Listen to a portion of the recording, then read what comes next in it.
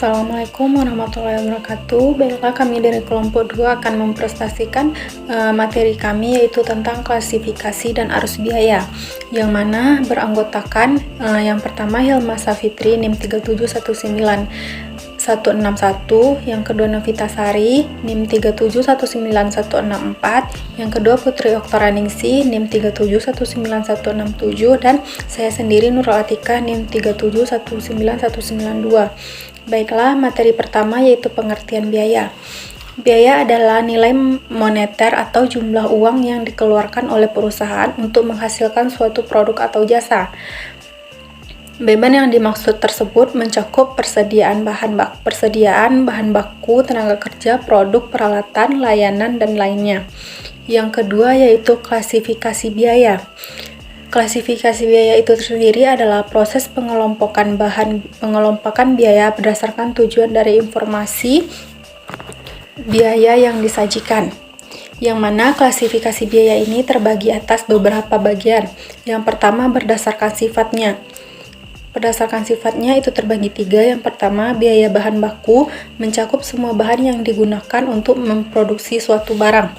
Yang kedua, biaya tenaga kerja terdiri dari gaji dan upah. Yang ketiga, pengeluaran itu mencakup semua pengeluaran lain yang terkait dengan produksi. Yang kedua itu berdasarkan fungsi. Di sini terbagi menjadi 2 bagian lagi. Yang pertama, biaya produksi, yaitu semua yang berkaitan dengan proses pembuatan produk. Yang kedua, biaya komersial. Ini mencakup semua total pengeluaran operasi selain bahan-bahan produksi. Dan yang terakhir, berdasarkan penyaluran atau pabrikasi. Terbagi menjadi 3 bagian, yaitu biaya langsung, contohnya bahan yang digunakan dalam pembuatan suatu produk. Yang kedua, biaya tidak langsung, contohnya seperti sewa gedung atau pembayaran listrik. Dan yang terakhir, biaya overhead pabrik.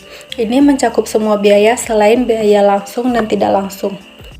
Berdasarkan biaya non-publikasi dibagi menjadi 2, 1 biaya pemasaran dan 2 biaya administrasi.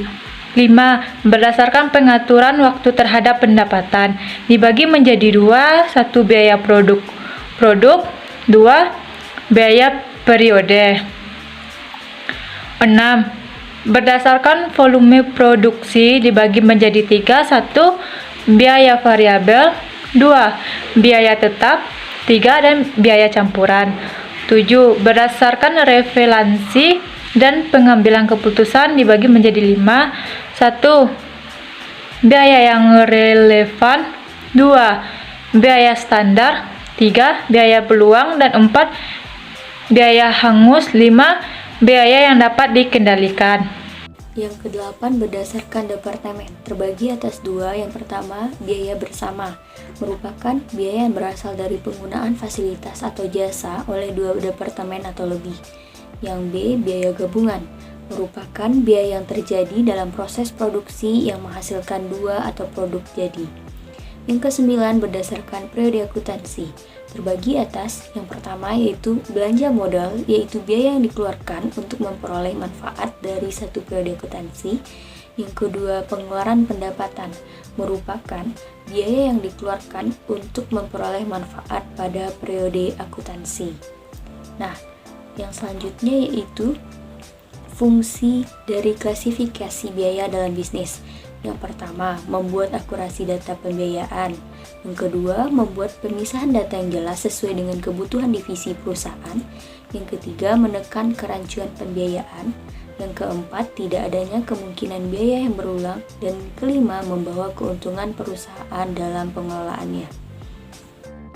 Bagian C yaitu akuntansi biaya. Akuntansi biaya adalah menambah atau mengubah siklus akuntansi dan prinsip-prinsip akuntansi yang sudah dikenal dalam akuntansi keuangan.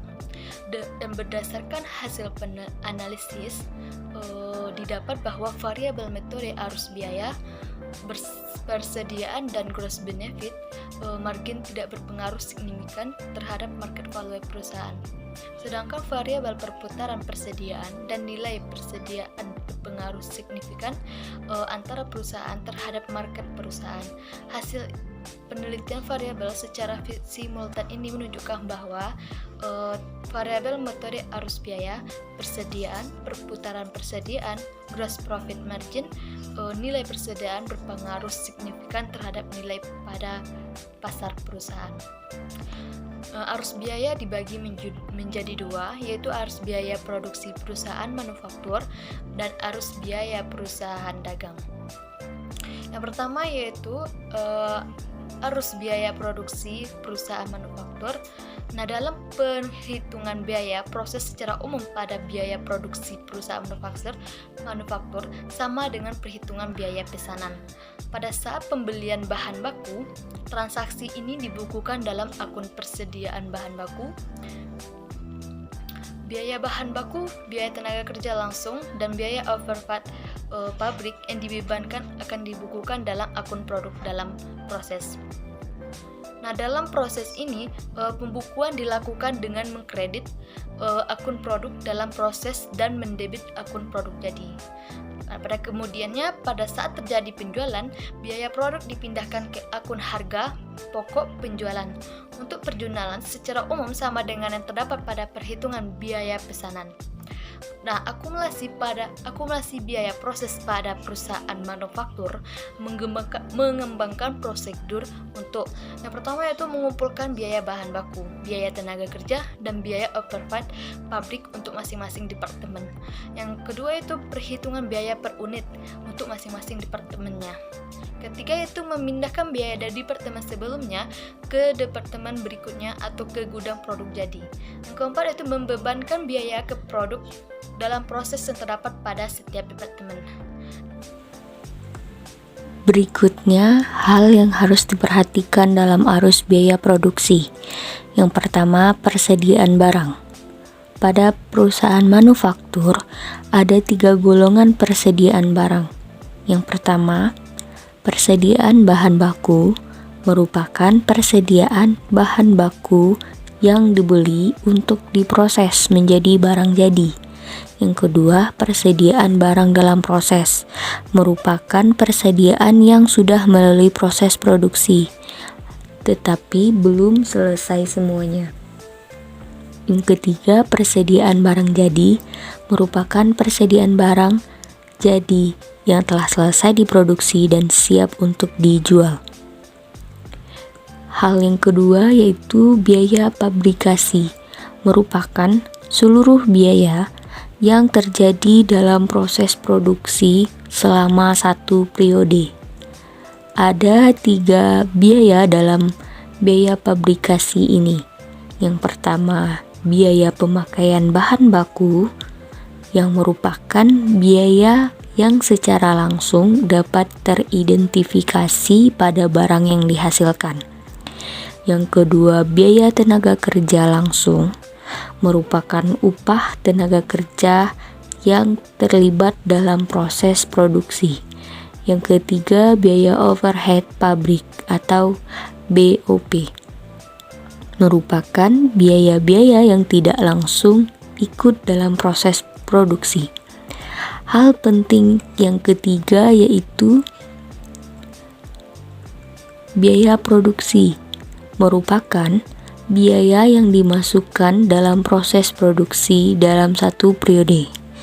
Biaya-biaya yang dibebankan tidak hanya berasal dari biaya produksi yang dikeluarkan selama satu periode, tetapi ditambah dengan biaya-biaya yang telah diserap oleh persediaan barang dalam proses pada awal periode sebelumnya.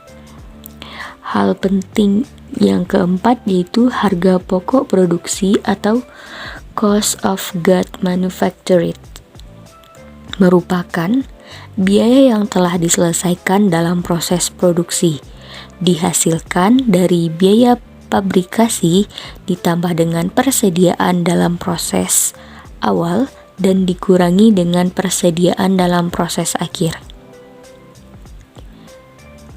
Poin yang kedua, arus biaya perusahaan dagang. Perusahaan ini memiliki kegiatan jual beli produk oleh perusahaan kepada konsumen, di mana perusahaan ini tidak memproduksi barang dagangannya sendiri, sehingga hanya mendistribusikan barang saja. Proses distribusi ini dibagi menjadi dua jenis. Yang pertama secara langsung atau melalui perantara, yang kedua secara tidak langsung. Nah, dalam perusahaan dagang terdapat 4 unsur yang menjadi dasar untuk menghitung arus biaya. Yang pertama kas keluar, yang kedua kas masuk, yang ketiga barang masuk, dan keempat barang keluar. Kesimpulan dari siklus arus biaya perusahaan dagang ini adalah memperhitungkan dari barang yang masuk dan barang yang keluar, sehingga dapat beberapa akun-akun lain yang juga harus diperhitungkan dan diperhatikan, seperti HPP, penjualan, pembelian, persediaan, beban pemasaran, potongan pembelian, diskon, ataupun potongan harga. Nah, dari penjelasan tadi, kita dapat mengambil perbedaan antara perusahaan dagang dan perusahaan manufaktur, di mana perusahaan dagang merupakan perusahaan yang melakukan kegiatan utamanya seperti membeli, menyimpan, dan menjual kembali barang tanpa memberikan nilai tambah atau mengubah bentuk. Sedangkan perusahaan manufaktur merupakan perusahaan yang melakukan kegiatan bahan baku mentah menjadi barang jadi. Salah satu contoh dari perusahaan manufaktur yaitu pabrik. Nah, dalam hal biaya, perusahaan dagang tidak memiliki akuntansi biaya, sedangkan perusahaan manufaktur ada akuntansi biayanya. Perusahaan dagang memiliki merchandise inventory atau persediaan barang dagang. Maka dalam laporan keuangan perusahaan dagang terdapat pembelian dan harga pokok penjualan. Namun tidak ada akuntansi biayanya. Sedangkan dalam perusahaan manufaktur, persediaan atau inventorinya berupa raw material, work in process, and finished good. Dan di laporan keuangan perusahaan manufaktur itu terdapat pembelian dan harga pokok serta akuntansi biaya. Nah, sekian video presentasi dari kelompok 2. Terima kasih telah menonton. Wassalamualaikum warahmatullahi wabarakatuh.